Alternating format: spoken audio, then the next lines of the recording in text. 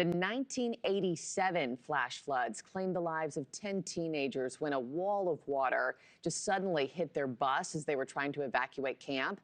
Joining me now is Richard Koons. He was driving that bus when it was swept up by the water back in 1987. Richard, good morning to you. I mean, you can relate to this story in a way that so few people can.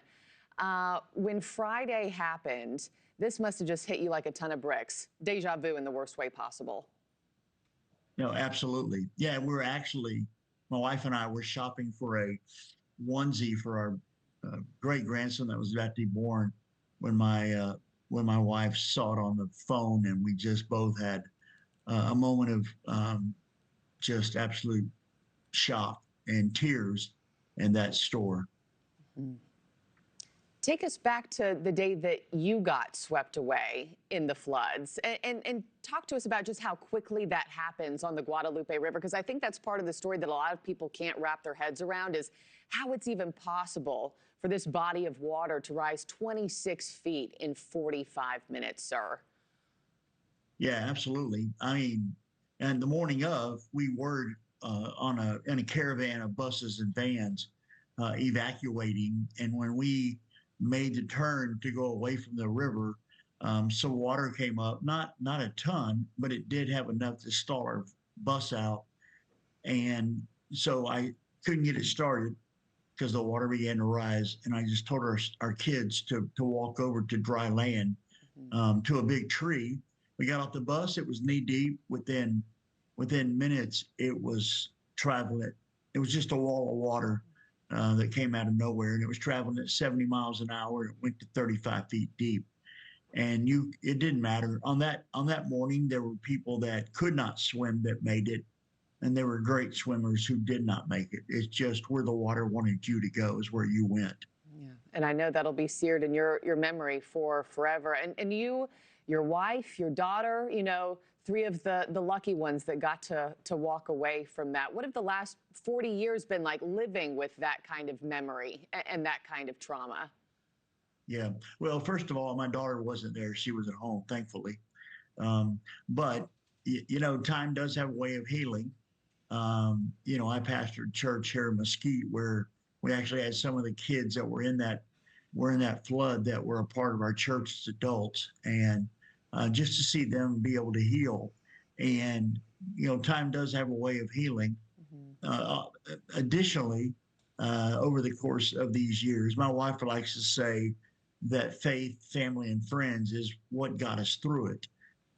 Certainly, and knowing for sure, Markie, that we're going to see those kids again because of our belief in Jesus Christ, that he is our Savior, and that we're going to all be in heaven one day together. That is the support system that has gotten us through all these years. And just, you know, I keep thinking about these families who just lost a child. And don't you know, they're waking up every day right now saying, how am I going to get out of bed every morning, you know, for the rest of my life with this kind of void? I mean, if you were sitting face to face with these grieving families right now, you know, what other messages, you know, and kind of words of hope might you have for them?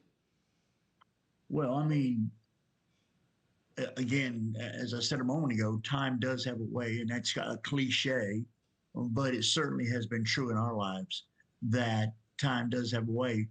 I would also say to them, man, surround yourself with a community of people. They're going to love on you. They're going to encourage you. They're going to be there for you. You know, I remember the first funeral of 10 funerals. At the end of that first funeral, I just collapsed in the arms of a fellow youth pastor, a guy named Wes Edwards, and he was there for every funeral. And he was my support system, along with my wife, of course, and my own family. But man, I just had friends that loved on me and helped me get through it, because it's a horrible pain.